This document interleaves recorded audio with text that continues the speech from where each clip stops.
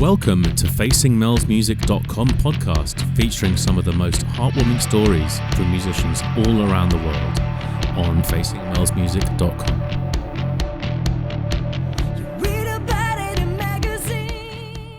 Well, a very, very warm welcome to Facing Mel's Music, and I'm Mel Golding, and with me I have legend William Odell Hughes. It's a pleasure to meet you.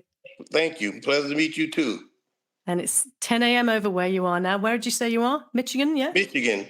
Yep. Right. Just about 20 miles outside of Detroit. Yes, I read about that you are you were based in Detroit, and your upbringing's there, and your whole career started there, right? Correct. Yes, it was. So excited. And how are you feeling about things now and musically, where you're heading, and how's that going for you?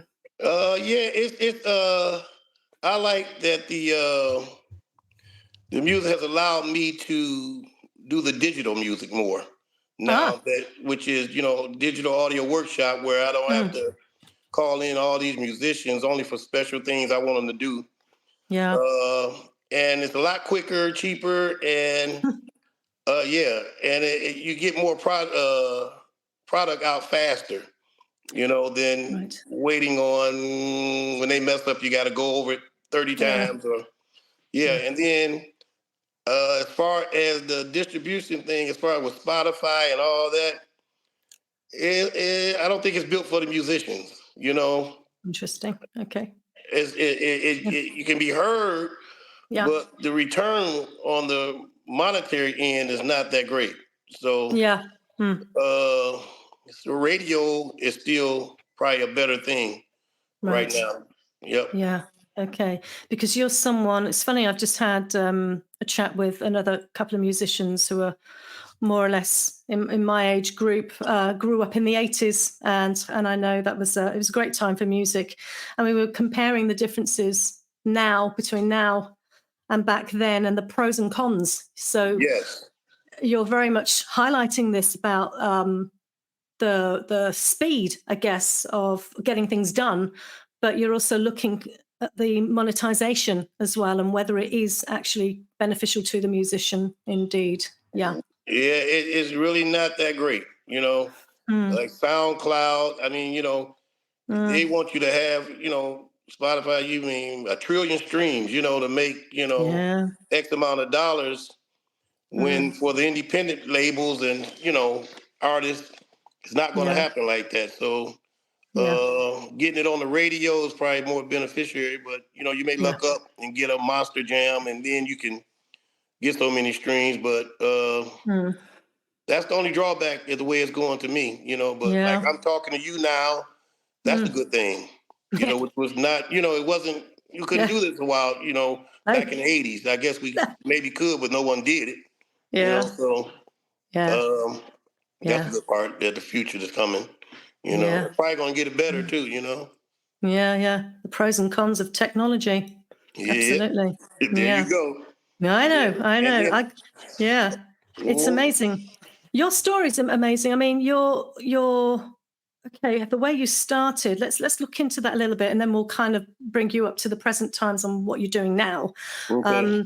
But as far as I understand, you were described as street-educated singer-songwriter, which is fabulous. Okay, and growing up in Detroit, and the meeting of Pamela Wise is interesting. How you were on the same bus route, is that right? Right. Well, yeah. She was sitting in front of me, and I would get on this bus every day. Yeah. And she would be in the same seat, and I was sitting in the same seat. Yeah.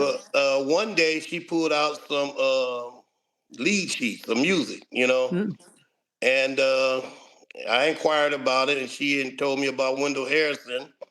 And she would tell him that I wanted to meet him and, maybe, learn a little more about, because she said he had a small basement studio over on Chandler in Detroit. So I said, okay, well, let's see what can happen. So I happened to go over there and showed him what I had. And we recorded the album Cruising, which is still hanging around for some good reason. It's like they just re-released it in Japan, the P-Vine, and then another company in Belgium. So, I mean, it got some life in it, which we didn't really expect it to be this long, but I just shipped copies to Boston, to another record store. So it was a good meeting. Oh, incredible! And just to let the listeners know, Pamela Wise is a jazz pianist. That's right, isn't it? Yes. And was happened to be connected to Wendell Harrison, who had his own label. Is that right? Yes. He has his own label. He's a Crespi Award winner here in the United States. So is Pamela, and they are husband and wife. Ah, I did not know that. Well, she still used the Wise name, because people know her more by that, I guess. Right. Yeah, but they teach jazz. They teach. They're playing at the Detroit Institute of Arts next month. I mean, they're very busy. Yeah. And like I said, I met her on the bus, and here we are. Fantastic. And how many years ago was that then? What are we talking about? That was 40 years ago. Whoa. Yeah. Wow. Still. Well, let me count it. Let me be sure. Happening. 1981. Yeah. I met her maybe like 1980. Yeah. Well, that's about right, ain't it? Yeah, I guess so. Yeah. Hang on a minute. I've lost count. I should know. Maths is not my strongest. I was just, we were young. Right. Yes. Mm-hmm. Yes. What a great time for music, though. I mean, when I hear your stuff, when I hear that album Cruisin', and I've heard, some of these songs on there, the vibe I get, the feel I get, I just think instantly Quincy Jones, and I think Michael Jackson, the Off the Wall album, and that kind of a feel, which I'm a huge fan of Jackson. And of course, it's still going. These songs, they're great songs. They never die. They keep going forever. Nope. They'll never go out of fashion. Yeah, and that's the surprising thing. I kind of wish we had did more. Back then, if you knew, fast forward what we know now. Yeah. But we were just, doing what we had. Not knowing, but here we are. Yeah. And being in the present. Being in the present moment when you're back, you're not necessarily thinking too much of the future. You're kind of more in the present moment of just enjoying the process. Yes, correct. Yep. Which is another thing that's different, I think, now with a lot of people who are, it's not a bad thing, but it's just an observation that it's, looking too much maybe into the future. How about just being in the present moment and just enjoying the making? Because we would record, the musicians would show up, we bring different ones in. Sometimes we sit around for an extra hour or so waiting for somebody to do their part. And it was just a different atmosphere, different atmosphere, a bunch of people. But right now you can do a lot of different things by yourself. Yeah. Back then it was like you said, an atmosphere. Yes. Yes, it was a different atmosphere. And it was fun. Yeah, it was fun. You met a lot of people. Right. Yep. Yeah.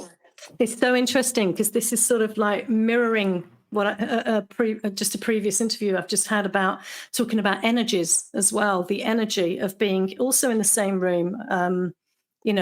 So of course now you're able to send files across. If you're working with musicians, you don't have to be in the same room anymore. Nope. No. Is that, are you doing stuff like this now? Are you working like this too? Well, yeah, well, what happened is I've had people send me files to add things to, but I haven't heard nothing I really wanted to be involved with. So I'm really doing, I sing in a band here called In Deep. I'm the lead singer of this band also. And the writer of that band, he writes the music for that band, this lawyer. He writes the music for the band. So he'll send me files to learn the words to his songs. So in a way, yes, I am swapping files to record other people's material. Yeah, amazing, isn't it? And how do you find that whole process? Does that work well for you? Is it something that you have to adapt to that, don't you? Yeah. It's a different style of music than I do. Okay. So it keeps your chops going in that direction. Right. Keep you on your toes. Yeah, keep you on your toes. Yeah. And then it also, they get a lot of live shows, the band like that. Yeah. I'm not so much into the live shows for myself.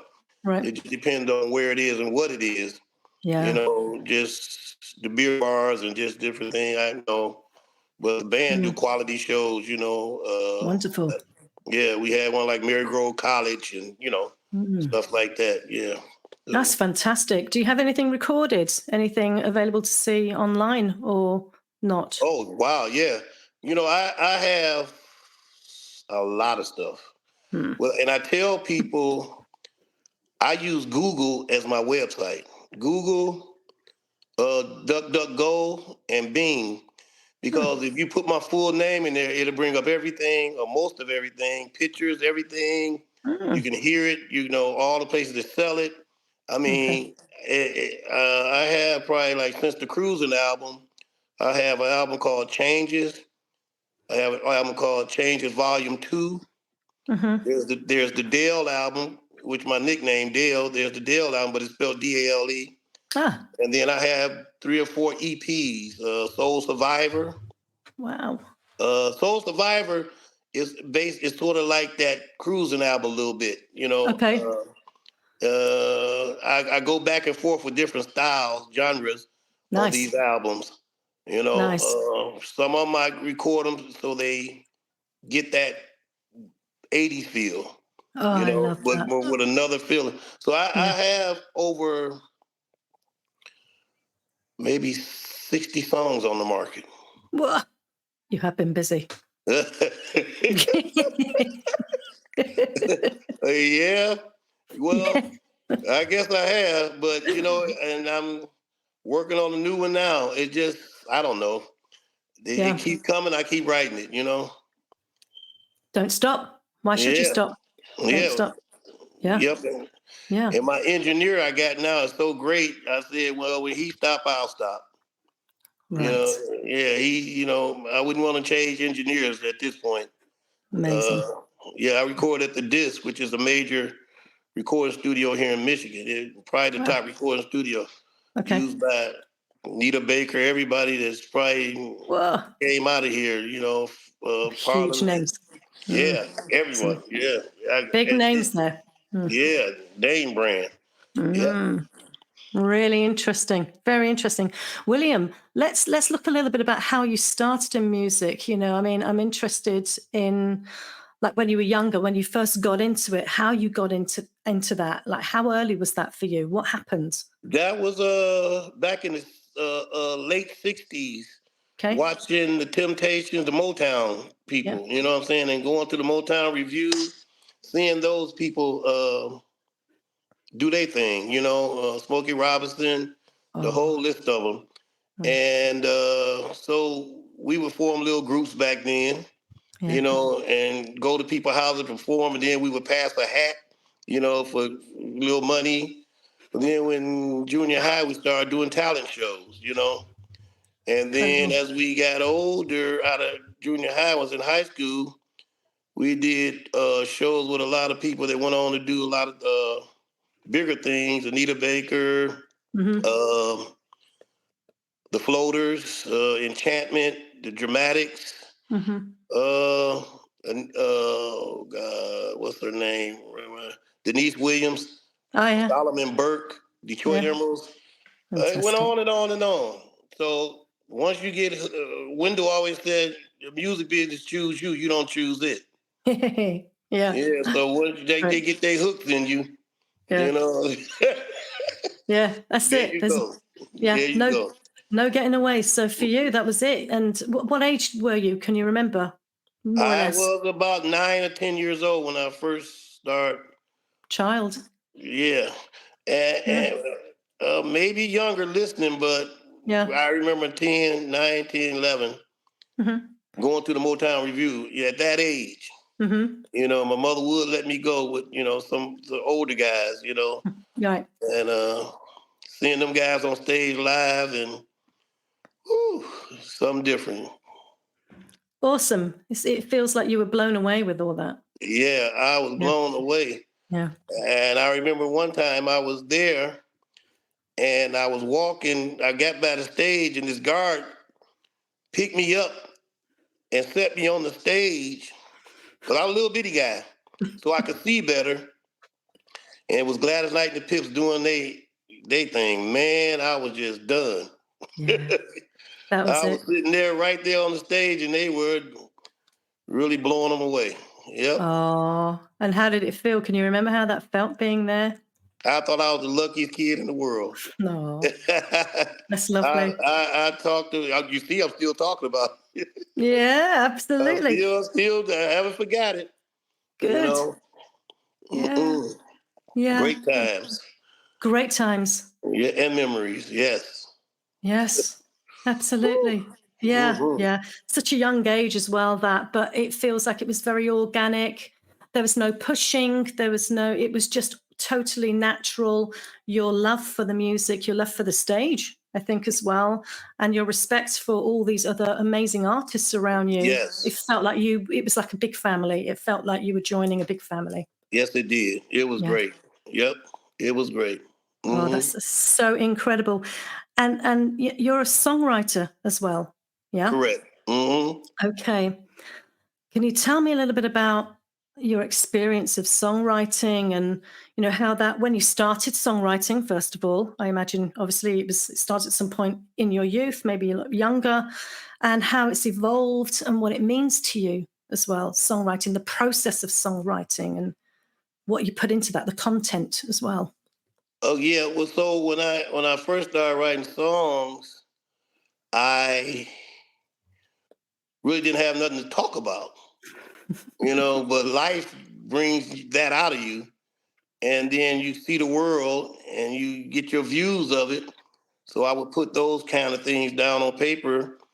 And then I realized I had to put them in a sort of songwriting form so it makes sense. And with the verse, the chorus, and different things, even just the lyrics, I realized that it had to make sense and sometimes rhyme, but not all the time rhyme. But who can this touch? Well, who want to hear this? So later on, I started getting enough experience to write in different genres and different feelings.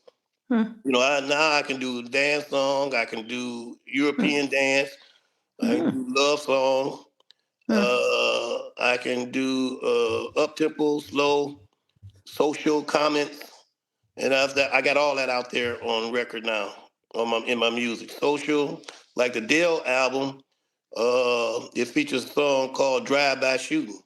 Okay. But you would think it's not it's not what it sounds like. It's not the man with the gun. It's what the man did that's wrong, and the people are hurt by what he did to a loved one. Drive by shooting, and then I have another one called "Looking Out My Car Window." And all the things I see while I'm driving, and that is the social. And then I got a song that's being played now over there in France on a lot of internet radio stations. This is up-tempo dance song called "I Know You Like It." And that's just a whole different vibe. It's for the club scene, dance. Then I have the semi-rap versions, and like I said, I'm covering a lot of ground. That's what my mission is. Right. Write different styles, different songs, and different meanings. Yes, very versatile. Very versatile. You got to switch hats, haven't you? You got to switch your perspectives, I guess. Yeah, well, that's what, and then I had people out there pushing my music toward the sync licensing. So, that's where you can't be. You can be, but I don't want to be stuck in one genre trying to get that going, So I got different things for that because every movie is not alike, so you can't have the same song. Yeah. That style of music or movie, or TV or whatever it is, streaming. You're demonstrating your ability to be versatile. Yes. And that's in genres and meanings as well. Correct. Yeah. Right. Love. I Okay. got the love songs. Yeah. The I Broken heard a couple. Hearts. Yeah. You know, and then like Soul Survivor. Right. That's I think a 5-song EP. Yeah. And it's spelled Soul Survivor, Soul Survivor. So Uh-huh. it's really like soul music. You Yeah. know, I went down back to soul 70s music, you know. The roots.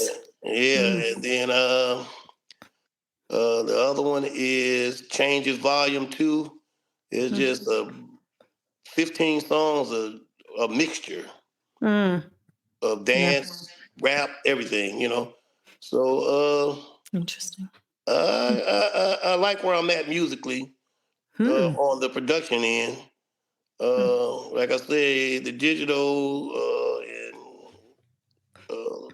logging in. I mean, the software allows so much more and faster. Yeah. Bring out what's in you, the software, and that's the good part about how the business has changed. But I mean, everybody can't pick that up, you know. Yeah. Because you can do a song in the studio the old-fashioned way, but takes a while. A lot of different cost prices now. Oh, yeah, money. But you get you do 5 songs. A struggling musician do 5 songs. That may be the only 5 he do.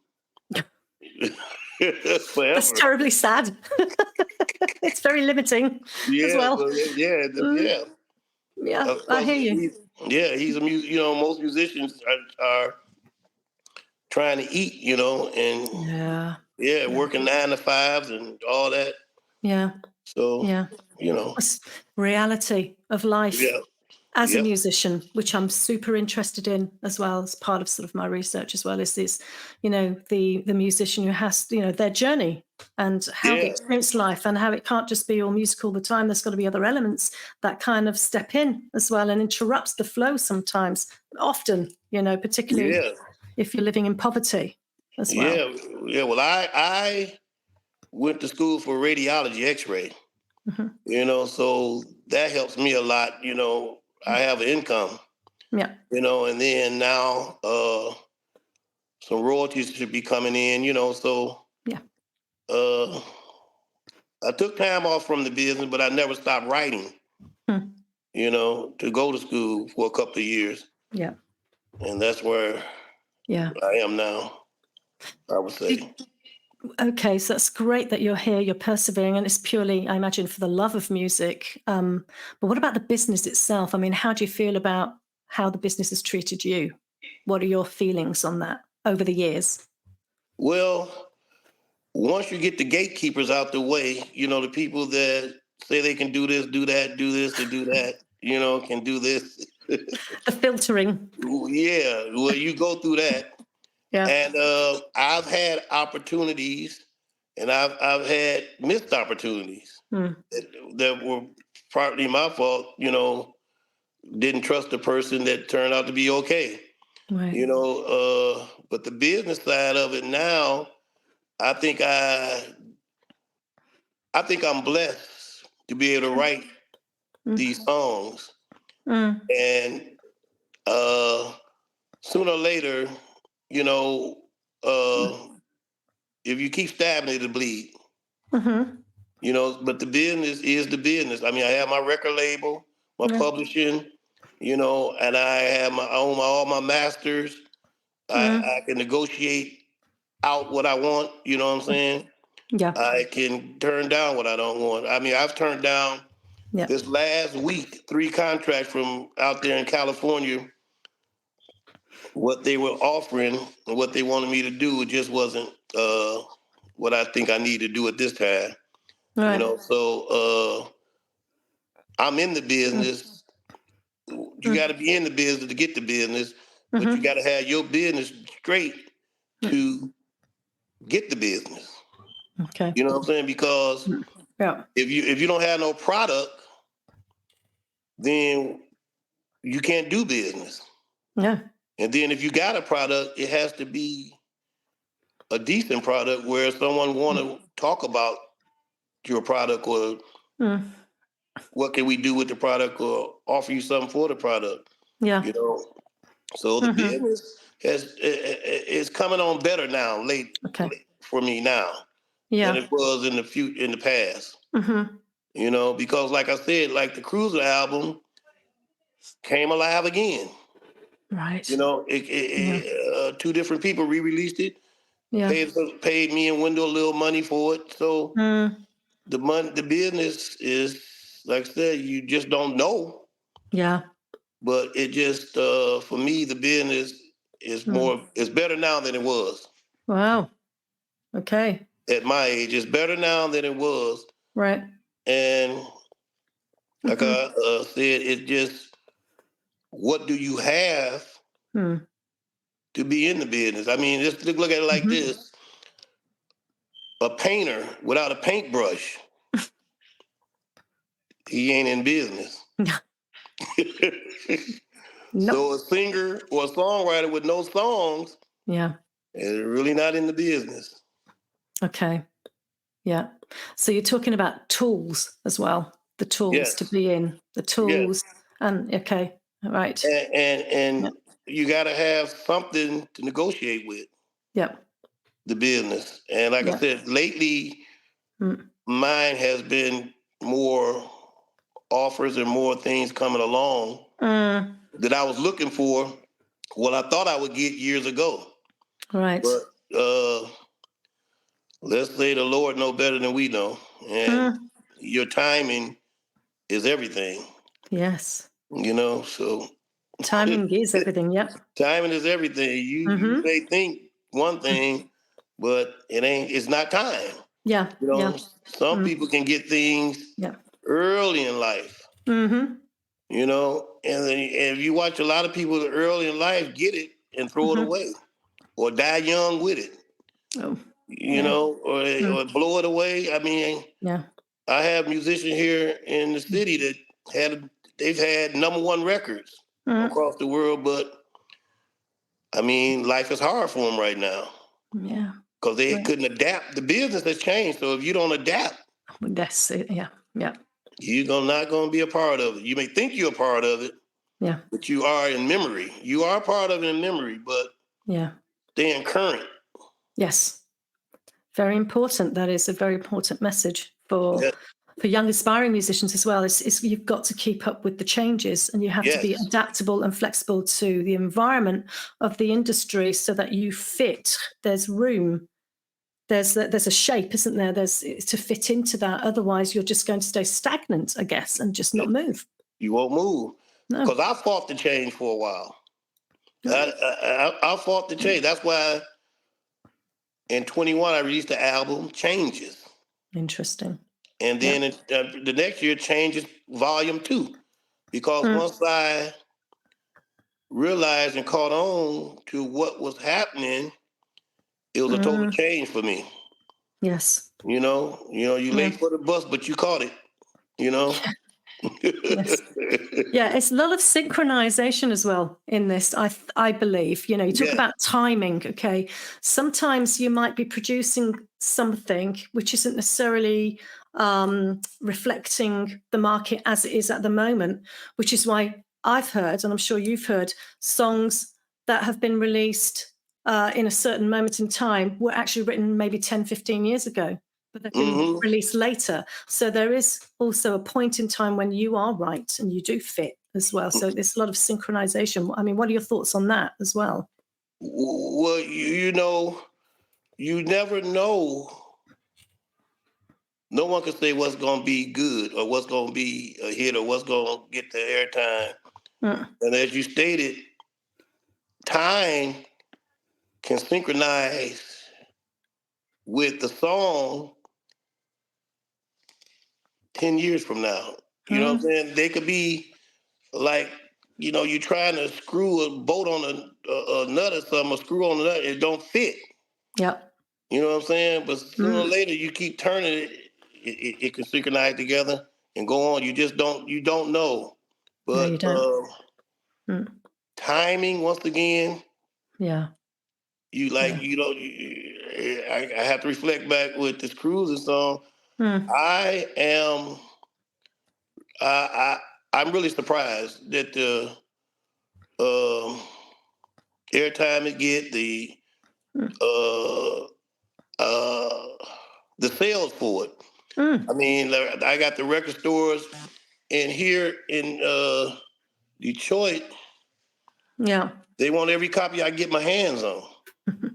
You know what I'm saying? I mean, it's wonderful. Yeah, I mean, I can't. It's something you don't control. That's all. The synchronization. You don't control that. Interesting. Yeah, there's only so much control that you've got, and there's a lot of control by what you're talking about in terms of technology, how you're using it, who you choose to, even turning down those contracts. That's your control. That's you. That's within your control. But there's some things that you can't control, and that is, I guess, that's fate or destiny. Would you say? That's what it is. Fate. Right. You don't know, but what you do know, you got to keep doing what you do. That's what I know. I mean, if it, and one thing about it is, which is true, the music will be here long after you gone. Yes. Long after you gone. There's songs come out and make money long after the artist is gone. Yeah. Become I would say in key right at that time. So you never know. And you got something you left for your great grandkids. The internet is always going to be there. All that is going to be there. Yeah. It's going to be there for years ago. The name, my name, everything. Yeah. So that is in itself business and better than money. It is. That's better than money. It's better than money. It's your legacy that you're leaving behind. Correct. You could inspire your great grandson. Or you just don't. It's just there. That they can attach themselves to. Can hear your music 80 years from now. Yeah. That's good. Is that really important to you? Very important. Okay. Because and it's getting better now because people got pictures on the internet. So I'm not alone in this. They can have pictures for the years and years from now, but to have the music being played to somebody we're connected internally, but externally we're not, but they are touched, and I'm touched wherever I'm at by still being right here on earth. Yeah. Well, it's very humble. Yep. And noble. Absolutely. So it's important to you, isn't it? And you love it. You're passionate about music. You're passionate about making music. You're passionate about being a versatile musician. It feels like it's almost like two worlds, isn't it? You've got the past, your experiences of the older days, let's say, of your music career, and then you've got a new experience now, which must feel quite invigorating in many ways. Yes, it is. Yes. Yeah. Like I said, the software and the digital age of how you can send the files here and do this and do all that. Yeah. I really love it. That's great. That's great. For a writer, it can't be better. And it's just the best. Fantastic. Yes. Fantastic. So you should be so proud of yourself. I mean, you're here, you're doing it, you're working it, you're in the business, you're actively in the business, you're still performing, and you're writing all sorts of different genres. You must be in your element right now. Yes, I am. I mean, I was doing a song last night, and I'm like, Lord have mercy. I just, where is this going, and where is it coming from? That's amazing. What are you working on now? I got two songs. One of them is called Sexy Lady with Gravy. Okay. And then I got another one called Live It Up. Great. I'm intrigued. And they're totally different styles. Right. You know, one of them was like a R&B soul dance song. The other one is, I'm telling you, it's pop European club. I mean, really, it's really, really. That's a Sexy Lady in Gravy. Yeah. Sexy Lady in Gravy is the R&B one. Yeah, it's deep. How did you come up with? But I don't write dirty music. Okay, all right. Okay, you got boundaries. I don't write. Yeah. Cursing. Good. I don't write. Put nobody down. Fabulous. You know. I don't do that. Yeah. I'm not going there. Okay. I mean, if that's what it takes to be heard, then they won't hear me. Good. No. I'm not there. That's your boundary. Yep, that's my boundary. That's your boundary. Nothing I write is derogatory. That's really wonderful to know your boundaries. Nothing. Yeah. I'm not doing that one. Okay. You see, I got my Michigan hat on. Yeah. Yeah. I do. Go blue. Fabulous. Michigan. If you put it on the upside down, it'll be William. Oh, you're right. I didn't think of that. Oh, yeah. Flip it around. Woo. Turn it around. There you go. William. There turn you go. It around. You got your name. So I can turn all my M's around. I got a bunch of Michigan hats. There you go. Turn them all around. Yep. Go. You're right. William, it's amazing, absolutely amazing. It's been fantastic speaking with you, and I can't wait to hear your new stuff. I mean, Sexy Lady and Gravy. It's so random. I'm sorry, I'm kind of stuck on that because it's so random. I want to know how you even came up with that concept. Well, I mean,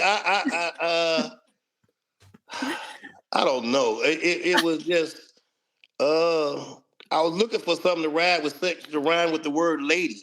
Right.